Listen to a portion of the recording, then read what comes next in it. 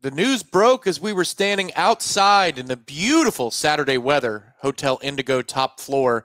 Alerts, alerts. I got an OMG on my phone. I got some emojis on my phone. You got a text or a phone call. And it was because Florida State has agreed to, at least in theory, with its new offensive coordinator. It's not officially ink on paper, but Gus Malzahn is going to be the new offensive coordinator at Florida State. So we got to react to that right now. He's Jeff Cameron. My name is Tom Lang. Reversing roles. I don't like the left half of the screen when you're on the screen, buddy, but we power forward. People are going to want to know, plain and simple, your first blush reaction to the news that Florida State is not getting Brennan Marion from UNLV, but instead Gus Malzahn resigning from UCF as the head coach, coming to Tallahassee to help this offense. What say you? Well, it's kind of Chip Kelly-like. You've got another head coach who's decided, I'd rather just call plays. I don't want to deal with all this other nonsense that I'm dealing with as a head coach in the modern college football era. The word was he was going to be fired, so I think this was a reset for Gus. Things started out all right for Gus Malzahn at UCF. He had a couple 9-win seasons, did a good job there. It had begun to go downhill over these last 2 years, really beginning to struggle. And so I think a lot of folks there were starting to get upset. Look, Gus Malzahn is a guy is no stranger to all of us who watch and love college football.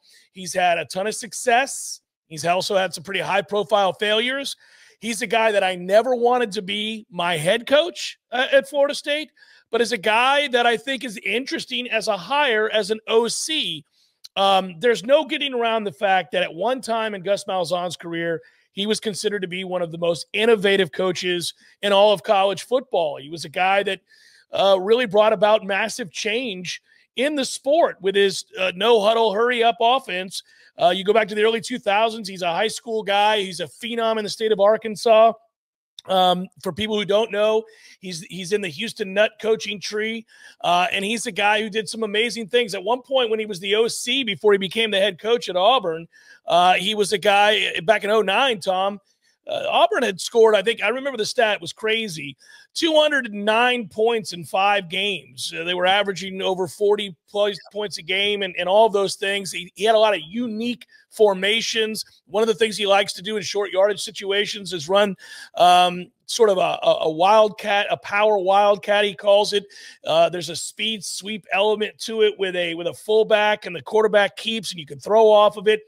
He's had no shortage of really interesting innovations in the sport of college football. He's won a ton of awards, including SEC Coach of the Year. He's won the Paul Bear Bryant Award. He won the Sporting News Coach of the Year Award, the Frank Broyles Award, all these different accolades. It's not like he's not, a guy that's well thought of in a lot of ways. It's that other people caught up to what he was doing, and they were able to kind of offset some of the advantages that he had very early on in his career by being so innovative.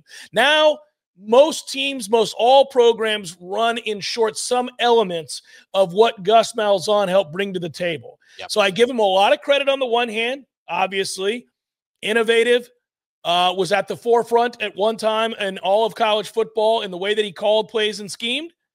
On the other hand, he's had some really head-scratching moments as a head coach that I've been very critical of. I'm not going to ignore that. I've thought at times he got overly gimmicky. I've used that phrase before. But I've also gone back and watched, those coach tapes of Gus Malzahn. I remember watching it before we played Auburn, you and I having to go out there to cover the national championship game, and remember thinking at that time, boy, if you've got 2 good guards that can pull and really are athletic, and you've got a mobile quarterback, this is a bit of a nightmare, because one of the elements I liked about what Gus Malzahn did, even though I often described it as gimmicky, one thing that was not gimmicky is they ran downhill, and they wanted to establish the run early in games. He wanted to win first down so that they could play tempo, of course, but the way that they did it with some physicality was kind of eye-opening. It was refreshing compared to some of the other speed offenses that we saw in the past. So, this is a long-winded way of saying I'm just not sure what to think here. I'm not surprised that that's the direction Mike Norvell would go when he learned sure he learned early on that Gus was planning on resigning from UCF. I think the way that things ended for UCF this year, Gus might have been a little bit miserable. You began to learn some of that, once you realize that and you think about that coaching tree. Listen, if you guys want to know maybe what is a more modern approach to what Gus Malzahn did 10 years ago, even 6 to 7 years ago, go watch Kenny Dillingham at Arizona State. He's part of that coaching tree, just like Mike Norvell is. And go watch what Rhett Lashley does at SMU. Rhett Lashley, part of that coaching tree, Tom, you know that. And I've always thought highly of Rhett Lashley, who adopted a lot of those principles, Tom. So, there are elements of this that I'm going to like. I'm almost sure of it. And there are going to be some things about what he runs that I won't like. But I really want to know, does this resonate at all? He's 59 years old. Is this going to resonate at all with recruits? We'll see. That's going to be a big question about getting talent in here to run the system. If you don't have players, it doesn't matter what your scheme is. But Brendan Marion is also on that tree as well. Correct. Gimmicks were coming to Tallahassee either way. If these were your two candidates, got to give credit to Gene Williams, Irish Rafael, for reporting about 10 days ago that Gus Malzahn was going to be the fallback plan if Brandon Marion and Florida State did not work out. As it turns out, here we are now. Pete Thamel reported it earlier today for ESPN. He was first to do so. Warchant confirmed it from the press box at Doak Campbell Stadium shortly thereafter. But I do like the physical element of what he brings to the table. And here's recently what UCF has done, compiling these numbers real fast. I'm talking about yards per play on the ground, yards per play in the rushing game. UCF's ranks the last 3 years. This season, 9th in the country. Last year, 3rd in the country. The previous year, 18th in the country. Now, that's UCF transitioning from Group of 5 to the Big 12, but still, they are able to run the football. And that's something that Mike Norvell clearly wanted to do this season. Florida State was not capable of doing anywhere close to those kinds of numbers. We are in the 130s. UCF is in the top 10. So there's a chance that this works out. I'm not going to close my mind to it because we talked about this a lot the last couple of weeks on the JCS. Once we knew that Alex Atkins was out and Mike Norvell was thinking about giving play calling over to the next guy, it can be the sexiest name in the world, or it can be Gus Malzahn, where you go, a retread? Really? It's about getting players in here, and it's about the fit. And there are plenty of good coaches who know worlds more about football than you and I, that if they're not in the right position, they're not going to succeed. If they're not, it's just like a quarterback in the NFL. The situation you're in, the people you work with, the synergy in that building, it all matters. And it either leads to a career that takes off or it leads to a thud. So it's hard to know. If you're going to say that for Brendan Marion, where that's a sexier name, that this could work and this is going to be a fun offense, but we're not sure, go the other way. I'm not inspired by this hire. When the name came out, I went, Gus, really? And I think a lot of Noles felt that same way. That doesn't mean it can't work. It just means that, there's some more heavy lifting to do, and obviously this roster needs the overhaul. That was never going to change. That was always going to be a part of the process. I'll tell you this, though, Tom, no matter what we think of this hire or how inspired we are or are not by this hire, I do want to point out that it makes some sense. And the reason that it makes some sense, obviously Mike is falling back into a comfort zone with a guy like Gus Malzahn. But I also think Mike is so fed up of not being able to run the ball. Mm-hmm. And you just illuminated there those rushing numbers for UCF. I'll point out that he's done that everywhere he's ever been. They've been able to run the ball. They're going to be able to run the ball. I mean, if you want to get excited about something, get excited by the fact that Florida State's going to be able to run the ball with Gus Malzahn. He demands it everywhere he's ever been, whether it was Arkansas State in his lone season there in which they won 9 games and went to a bowl. He goes to Auburn and obviously had immediate success there and got them to the national championship game against Florida State. Died off some. He was always on the wrong end of some inexplicable losses, but on the right end of huge upset wins, including those over Nick Saban in Alabama. Right. He's a guy that tends to, as a head coach, Tom, he's a guy who has a lot of success early. I'll have to go back and look at all of his stops as an OC, but it looks to me like he's always able to see an upshot right away because of that productivity on the ground. And, you know, at Auburn, he won 12 games right away. At UCF, his first year as head coach there, he won 9 games. They played and won in the Gasparilla Bowl. They won 9 games again the following season.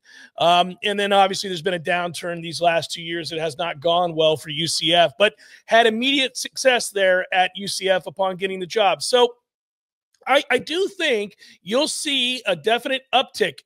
One of the things Florida State has is a large running back room with a bunch of different types of running backs and talented guys. Right about now, if I were those running backs, I like this hire. I'm going to get an opportunity to really tote the rock, and it's going to be balanced. I think if I'm an offensive lineman, if I'm good enough, I like this hire. If I'm not, I'm a little worried I'm going to be shown the door. He's going to want more athletic offensive linemen. He's going to want guys that can get out and pull and do those kinds of things. So I think you have to one thing for Gus is, again, I said it at the outset, I'll say it again here. He demands really good guard play. So you're going to have to see if these linemen that we have are up to his standard. But he'll go out and get some guys if they're not. Well, that's where the information is going to keep on coming in, because Gus is going to have a say on so much now moving forward with Florida State. And that's why you want to join us at warchant.com. Here's the special for everybody.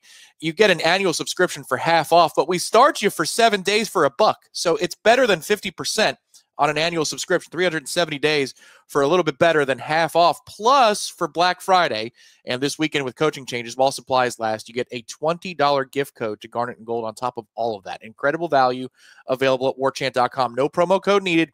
Just go to warchant.com, sign up, and choose the annual plan.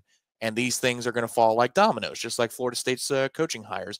So just to tie it together, Mike Norvell and Gus Malzahn met, at least worked together at Tulsa in the late aughts, 2007, 2008.